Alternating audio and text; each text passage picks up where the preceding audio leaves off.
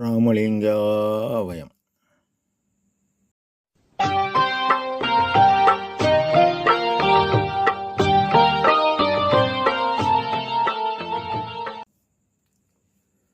அருட்பெரும் ஜோதி அருட்பெரும் ஜோதி தனிப்பெரும் கருணை அருட்பெரும் ஜோதி எல்லா உயிர்களும் இன்புற்று வாழ்க, வள்ளல் மலரடி வாழ்க வாழ்க. திருச்சிற்றம்பலம்.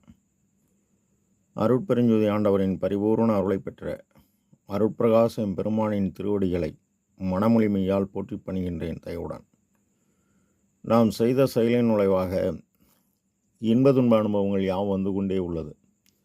அவ்வாறு வருகின்ற துன்பம் யாவும் பொறுத்து எல்லா உயிரும் இன்பமாக வாழ எண்ணி நாம் செயல்பட்டாலே நமக்கு ஆன்மலாபம் கூடும். நம் பெருமான் அருட்கொடை புகழ்ச்சி என்ற தலைப்பில் 2வது பாடலில்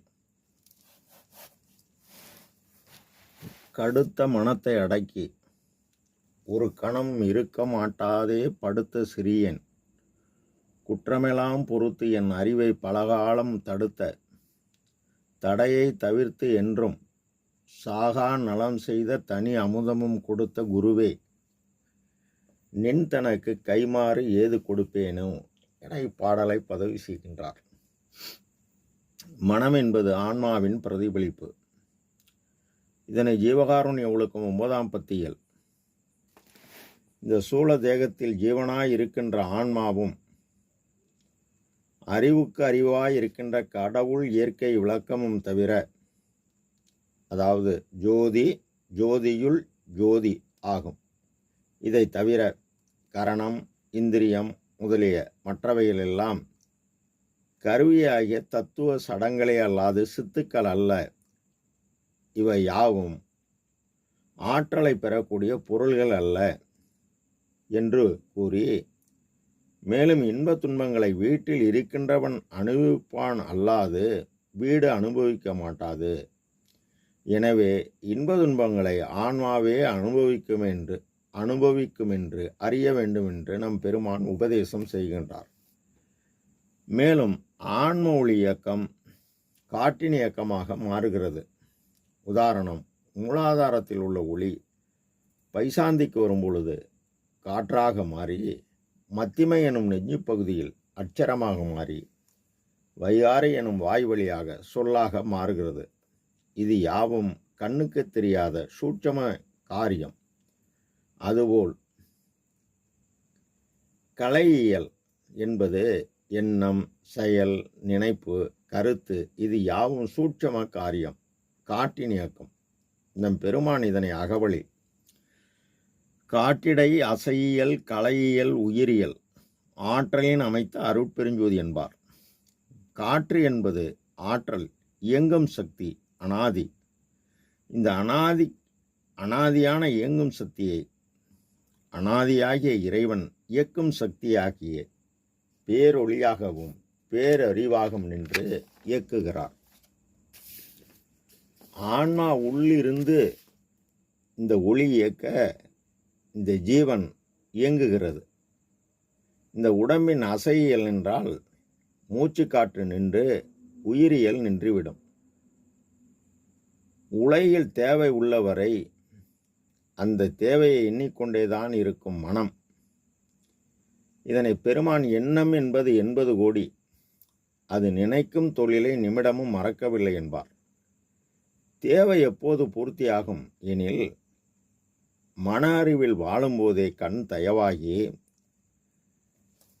பிற உயிரின் துன்பம் கண்டபோதாயினும் கேட்டபோதாயினும் நம் இல்வாழ்க்கை ஆரம்பிக்கும் போதே அறமிராது உழைத்து நாம் தேடிய பொய்ப்பொருளை நம் தேவை போக நம் தரத்துக்கு தக்கவாறு தினசரி காலமுள்ளவரை தடைபடாது கொள்கையாக கொண்டு நீ உயிர்கருணை செய்ய செய்ய உன் இந்த உலக கடமை ஒவ்வொன்றாய் முடிந்து இறுதியில் உன்னை அவர் கூறியபடி நீ செயல்பட்டதால் அன்று இன்று நீ யாரிடமும் என்று கேளாது ஊதியம் தந்து ஆட்கொள்வார். இந்த எண்ண அலை ஜீவர்கள் விஷயமாக உண்டாகக்கூடிய தயவு. இந்த ஜீவன் ஆண்டவன் இருப்பிடமாக தன்னுடைய புருவமத்தில் வைப்பது அன்பு. அவ்வாறு உயிர்கள் பால் தயவும் ஆண்டவரிடத்தும் அன்பும் வைத்து பாடுபட ஆண்டவன் ஜீவருக்கு வழங்கக்கூடியது அருள். எல்லாம் தானாகவே எல்லாம் செயல்கூடும்போது உன் உள் உள்ள இறைவனை நீயே பற்ற பிற பற்றியாவும் கலன்றுவிடும். கடுத்த மனம் என்பது உறுதி தன்மையற்ற செயல்பாடு உள்ள மனம். அதை உறுதியாக்க இந்திரிய ஒழுக்கம், கரண ஒழுக்கம், ஜீவ ஒழுக்கம், ஆன்ம ஒழுக்கம் நின்று உறுதி பொருளாகிய ஏமசக்தி, சாகா கல்வி, தத்துவ நிக்கிரகம், கடவுள் நிலையிலிருந்து அம்மயம் ஆக வேண்டும் என்பார் நம் ஐயா. முதற் பாடலில் தடை முழுவதும் தவிர்த்தருள் என்றார். உலகறிவு கடந்த அருளறிவு பெறுவதை கூறி இப்பாடலில் குற்றமெல்லாம் பொறுத்து என் அறிவை பல நாளும் தடுத்த தடையை தவிர்த்து என்றும் என்கின்றார். சுத்த சன்மார்க்க சாதகர்கள் சமய சன்மார்க்கம் ஆன்மறிவை பக்குவமாக்கி மத சன்மார்க்கத்திற்குள் செல்லும்பொழுது அந்த அறிவை கொல்லாமை, பொறுமை, அடக்கம், ஒழுக்கம், அறிவுக்கருவியை தன்வசம் நிறுத்தி ஆன்ம இயற்கை குணமாகிய ஜீவகாருண்யம் பயிற்சி செய்து வேத சன்மார்க்கம் அதில் கூறப்பட்ட தத்துவ உண்மை அறிந்து சமரசம் எல்லா உயிருக்கும் எல்லா சமய மத மார்க்கங்களுக்கும் ஒரு பொதுநெறி என கொள்கையாக கொண்டு ஆண்டவர் ஒருவரே, அவர் அருட்பெருஞ்சோதியார் என்கின்ற உண்மையை பெருமான் சத்திய பெருவிண்ணப்பத்தில் வாலிப பருவம் தோன்றுவதற்கு முன்னரே எல்லா உயிர்களுக்கும் இன்பம் தருவதற்கு அகத்தும் புறத்தும் விளங்குகின்ற அருட்பெருஞ்சோதி உண்மை கடவுள் உள்ளார் என்று அறிகின்ற மெய்யறிவை விளக்கி வைத்து அருளிரி என பதிவு செய்கின்றார். பெருமான் மாயையால் தாக்கப்படும் போதெல்லாம் இறை பொறுப்பியம்பல் என்ற தலைப்பில் 10 பாடலில் எவ்வாறு வென்றார் என்பதை பதிவு செய்கின்றார். உதாரணத்திற்கு, ஊடல் செய் மதமும் சமயமும் இவற்றில் உள்ள கற்பனைகளும் தவிர்த்தேன். வாடல் செய் மனத்தால் கலங்கினேன் எனினும் மன்றினை மறந்தது இங்கு உண்டோ? ஆடல் செய்யும் பாதமறிய நான் அறியேன், ஐயோ சிறிதும் இங்கு ஆற்றேன். பாடல் செய்கின்றேன், படிக்கின்றேன், எனக்கு பரிந்து அருள் புரிவது உன் கடனே என பாடுகிறார். அவ்வாறு தடையாவும் தவிர்த்து என்னை தாங்கிக் கொண்ட ஆண்டவனே என்பார். அவ்வாறு பெருமானை ஆட்கொண்டு உலக மக்கள் உய்ய சமரச சுத்த சன்மார்க்க சத்திய சங்கம் சாலை சபை வழங்கி கருங்குழியாகிய தாயின் கருவயிரோயில் வருவிக்க உற்று இறைவனின் மேலான ஆற்றலை ஜீவகாருண்ய ஒழுக்கத்தால் மேலான ஆற்றலை மேட்டுக்குப்பம் எனும் சித்தி வளாகத்தில் பெற்று இறைவன் இவருடன் வந்து இரண்டர கலந்து அன்றும் இன்றும் என்றும் நம் உடனே உள்ளார் நம் பெருமான். சாகா நலம் செய் தனி அமுதம் கொடுத்த குருவே.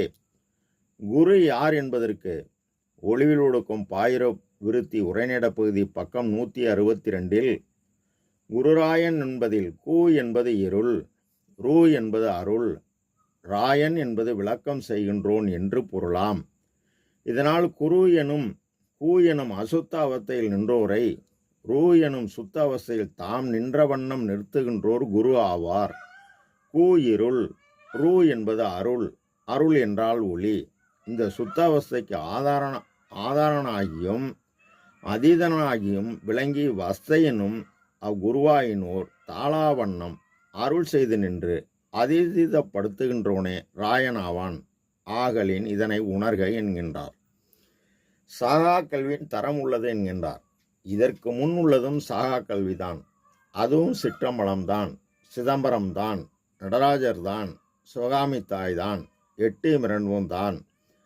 அவர்களும் சிற்சபை நோக்கித்தான் தவம் செய்தனர். அது அன்று சாகா நிலை. இருந்தேன் காயத்தே எண்ணிலி கொடி என்பார் அவர்கள். சிற்சபையாகிய புருவமத்தியை நோக்கி தவம்தான் செய்தனர் என 5346 பாடலில் எம்பொருள் என்றே சொல்லும். எல்லா சமயத்துள் எல்லாருக்கும் ஒன்றே செம்பொருள் என்பது பாரி திரு சிற்றம்பலத்தே திருநட ஜோதி, ஜோதியுள் ஜோதியுள் ஜோதி என்கின்றார். புருவமத்தியை பல அருளாளர்கள் பதிவு செய்துள்ளனர். நெற்றிக்கு நேரே நிறைந்த ஒளி காணின் முற்றும் அழியாத உடம்பு. உச்சிக்கு கீழே உண்ணாவுக்கு மேலே வைத்த விளக்கு எரியுதடி வாழைப்பண்ணே. புருவத்து இடைவெளி நெற்றிக்கு நடுவே உற்று பார்க்க ஒளிவிடும் மந்திரம். பற்றுக்கு பற்றாய் பரமன் இருப்பிடம். திருச்சிற்றம்பலமென உற்று அறிந்து இங்கு உணர்ந்தேன் எனவும் பதிவு செய்கின்றனர்.